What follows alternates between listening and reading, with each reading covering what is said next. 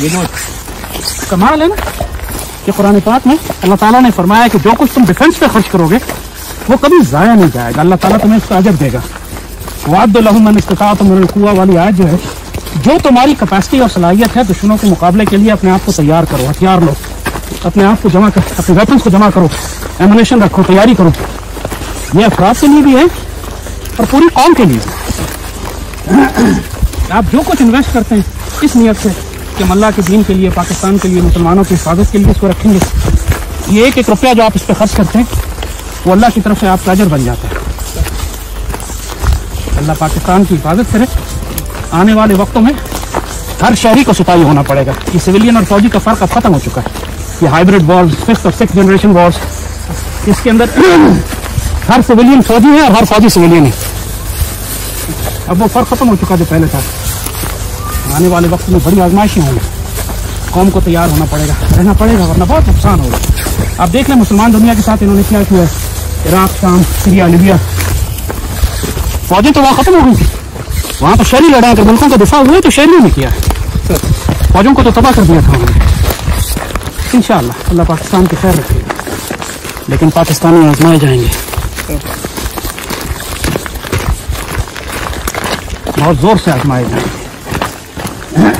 आपको पूरा इस हथियार को ना अपने वजूद का हिस्सा बनाना होता है। उठते बैठते जब तक रात में ख्वाब ना आ रहे हो ना आपको वेपन हैंडलिंग के, उस वक्त तक आप एक्चुअली अपने हथियारों में गुम नहीं होते। And only then you know the actual gun handling. फिर आपकी जो मोटर स्किल्स हैं, फिर आपका जो पूरा वजूद है अपने हथियार के साथ ऐसा व्यवस्था हो जाता है कि आप आंख बंद करके भी इसको सारा खोल जोड़ सकते हैं, इस्तेमाल कर सकते हैं, एम कर सकते हैं, फायर कर सकते हैं। अगर आपके पास ग्लॉक वेपन है या ग्लॉक की तरह का वेपन है जो स्ट्राइकर फायर्ड है, सेफ्टी उसमें नहीं है, तो मोस्ट ऑफ द टाइम तो आपकी ट्रेनिंग और आपकी प्रैक्टिस इतनी अच्छी होनी चाहिए कि वेपन निकाल कर इसको कॉक करके फायर करने में तकरीबन उतना ही टाइम लगे जितना सिर्फ वेपन निकाल कर फायर करने में। दोनों में कोई फर्क नहीं होना चाहिए। And that's a question of your training. निकालें, कॉक करें, एम करें, फायर किया और बैक। और ज़ाहिर है जो लॉ इन्फोर्समेंट है जिनको ऑपरेशन पे जा रहे हैं तो वहां पे उस वक्त फुली कॉक करना भी, क्योंकि बाज़ वक़्त एक हाथ में वेपन होता है, एक हाथ में राइफल होती है, तो आपने सिर्फ एक हाथ से ड्रॉ किया और फायर किया, उस वक्त आपके पास दूसरा हाथ फारिग नहीं होता कि आप गन को कॉक करें। इसीलिए कहा कि जो लॉ इन्फोर्समेंट हैं, जो ऑपरेशंस में जा रहे हैं, SSGs हैं, क्लोज प्रोटेक्शन वाले हैं, पुलिस वाले ऑफिसर्स हैं, वो ऑलरेडी चेंबर करके रखें ताकि सिर्फ एक हाथ से आपने निकाला और फायर किया, वरना निकाल कर राउंड को कॉक करके एम करने के लिए आपको दूसरा हाथ चाहिए होता है, और वो दूसरा हाथ सिर्फ उसी एनवायरनमेंट में अवेलेबल होता है आपके पास कि जब आप एक थोड़ी सी रिलैक्स एनवायरनमेंट में हो। अचानक अगर फायर आया या आपने ऑपरेशन पे जाना हुआ या अपना वेपन चेंज किया, आपने राइफल खाली हो गई, आपने पिस्टल निकाल के फायर करना है, उस वक्त आपके पास कॉक करने का टाइम नहीं होता।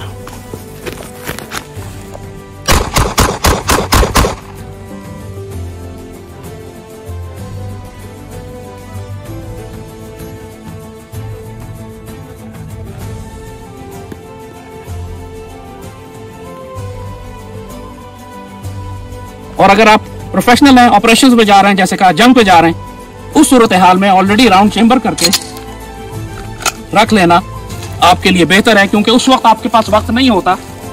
अचानक आप थ्रेड पे जा रहे होते, उस वक्त आपके पास टाइम नहीं होता कि आप, और आपको दोनों एक्सपेरिमेंट मॉडल करके दिखाते। इस वक्त मैं प्रोफेशनल मोड में हूँ, यानी मैं लॉ इन्फोर्समेंट ऑफिसर बना हुआ हूँ, police officer, army officer, SSG, bodyguard, protection, security. उस वक्त अगर राउंड चेंबर्ड है तो आप देखिए मेरी स्पीड क्या होगी मेरे पास, और मैंने रख लिया, दोबारा फायर करना है, फिर रख लिया, दैट इज फास्ट। अब इसका दूसरा वर्जन जो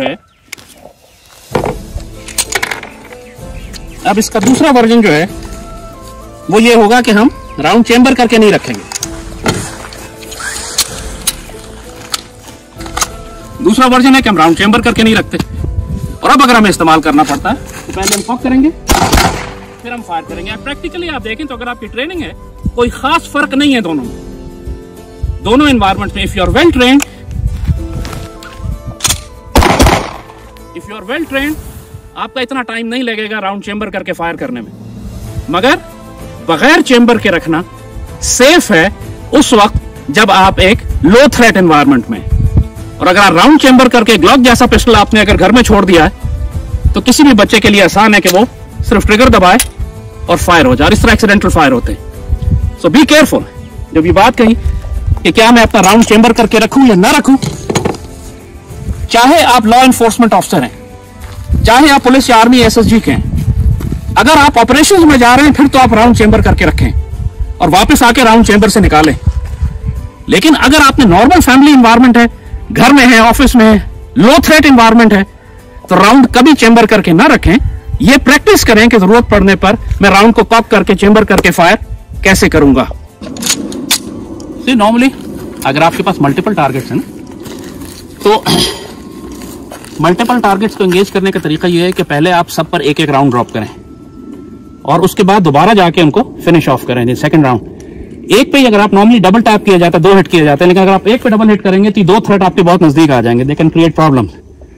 तो पहला बेहतर तरीका यही है कि पहले आप एक एक राउंड तीनों पे ड्रॉप करें, उनको पीछे करें, उनको जख्मी करें, और फिर उसके बाद go for the second round and just finish them of.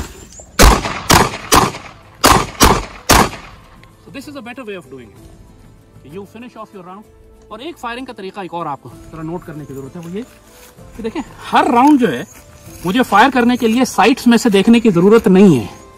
जब टारगेट बहुत नजदीक होता है तो एक्चुअली आप डायरेक्शनल फायर करते हो, आप अंदाजे से फायर करते हो। अंदाजा भी उतना ही जरूरी है। मिसाल के तौर पर अगर ये टारगेट है मेरे पास, अगर मैं क्लोज हूं टारगेट पे, तो मुझे निकालकर साइड से एम करके फायर करने की जरूरत नहीं है।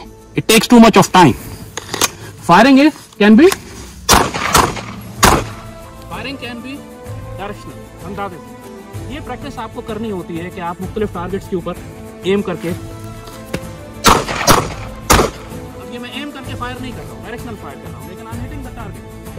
तो बड़ा टारगेट होता है आपके पास, जिस तरह डिस्टेंस बढ़ता है, दूर हो जाते हैं, तब आपको थोड़ा सा एम करने की जरूरत पड़ती है। वरना करीब के टारगेट्स पे go for a directional fire without even going through the sides. इसकी प्रैक्टिस भी करें, ये बहुत इंपॉर्टेंट है कि आप वेपन निकालें और यहीं से फायर करने की प्रैक्टिस करें, तो बगैर साइड से एम किए हुए निकाला, ठा ठा ठा, तीनों फायर आपके on target. You don't have to see through the aim. इसमें बहुत ज्यादा वक्त ना जाया करें निशाना लेने में। You can actually hit the target at close range without even taking aim, जैसे अभी आपको करके दिखाया। अगर आपके पास वेपन आपने राउंड चेंबर नहीं किया हुआ, तो आपको चेंबर करने के लिए दूसरे हाथ की जरूरत होती है। इसीलिए जब आप ऑपरेशन पर जाते हैं तो ऑलरेडी राउंड चेंबर करके रहते हैं, ताकि एक हाथ से निकाल कर आप फायर कर सकें। बाज़ औक़ात स्पेशली वॉर में, सिक्योरिटी ऑपरेशंस में, पुलिस के लिए, एसएसजीज के लिए एक इशू, या इवन सिविलियंस के लिए भी एक इशू आ सकता है कि आपका एक हाथ या बिजी है या जख्मी है, आमतौर पर इनकैपेसिटेट हो जाता है, जख्मी हो गया, गोली लगी, चोट लग गई, इससे आप इस्तेमाल नहीं कर सकते। एक हाथ आपके पास है अवेलेबल और आपने राउंड चेंबर नहीं किया हुआ है। आपने अगर राउंड चेंबर नहीं किया हुआ है इसके अंदर, तो अब एक हाथ से आप राउंड चेंबर कैसे करेंगे? तो ये एक स्पेशल टेक्निक है। नॉर्मली पीस टाइम में प्रैक्टिस करें बेहतर होती है कि वेपन निकाला, अब आपने चेंबर नहीं किया हुआ तो आपको दूसरा हाथ चाहिए, दूसरा हाथ अवेलेबल नहीं है, अब क्या करेंगे? तो उसके लिए, इस काम के लिए अल्लाह ने जूता बनाया हुआ है कि you do it with your shoe. इसकी टिप को रख के, जूते पे आप रख के इसको जब टिप को धक्का देते हैं तो पहला राउंड इसमें चेंबर हो जाता है। वो राउंड हमने चेंबर किया, राउंड इज चेंबर्ड। और अगर वेपन जब खाली हो जाएगा, वेपन खाली होने के बाद, ये तो मैं अपना एमुनिशन बचा रहा हूं, लेकिन just to tell you, weapon जब खाली हो जाएगा तो आपका वेपन इस तरह रुक जाएगा। अब जाहिर again you have one hand only, दूसरा हाथ आप इस्तेमाल नहीं कर रहे हैं। तो अब मैगजीन कैसे चेंज करें आप? क्योंकि अगेन आपने वो पांव से करके इसको कॉक तो कर लिया, फायर भी कर लिया, अब मैगजीन कैसे चेंज करें? मैगजीन आपका यहां लगा हुआ है, तो उसका तरीका ये होता है कि अगेन यू सेट, वेपन को आपने यहां फंसाया, पहले आपने इसको ड्रॉप किया मैगजीन पुराना, इसको आपने यहां फंसाया, इस हाथ से आपने मैगजीन निकाला, अपना मैगजीन इसमें लोड किया, इसको उठाया, कॉक किया, and you are ready to fire again. चाहे किस, और फिर अगर ग्लॉक टाइप पिस्टल यूज करते हैं तो हमेशा हार्ड होल्स्टर यूज करें, ताकि आपकी चाहे राउंड चेंबर ही क्यों ना हो, आपकी उंगली ट्रिगर को फायर ना कर सके। टेक दी सेफ्टी प्रिकॉशंस, क्योंकि बहुत ज्यादा नुकसान हो जाता है एक हिमाकत की वजह से, जहालत की वजह से, खास तौर पर बच्चों वाले घरों को मैं कहूंगा कि उसमें तो बल्कि अगर आप लो थ्रेट एनवायरनमेंट में हैं तो कभी भी मैगजीन डाल के भी ना रखें। जिस तरह ये पिस्टल है, मैगजीन और पिस्टल अलग अलग रखें, इसको अलग रखें, इसको अलग रखें, ताकि बच्चे के हाथ में अगर पिस्टल आ भी जाता है और वो उसको फायर कर भी देता है तो वो एक्सीडेंटल फायर ना कर सके।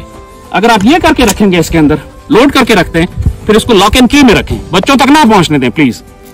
इस सूरत हाल में अगर आपने बच्चे के हाथ में दे दिया, आजकल के बच्चे बहुत होशियार हैं, फिल्में वीडियोस उन्होंने बहुत देखी हुई हैं, उनको पता है कि पिस्तौल हाथ में आता है तो कॉक कैसे करते हैं और फायर कैसे करते हैं। तो that will cause an accident. Be very careful. Safety आपकी जिम्मेदारी।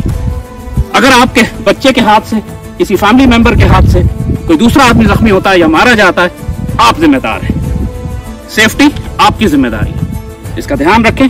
ये हथियार आपकी जान माल इज्जत की हिफाजत के लिए, अगर इससे बेगुनाहों को तकलीफ और नुकसान हो रहा है तो आप गुनाहगार भी हैं और मुजरिम भी। अल्लाह आपका, हम सब का, पाकिस्तान का हामी और नासिर हो। पाकिस्तान जिंदाबाद।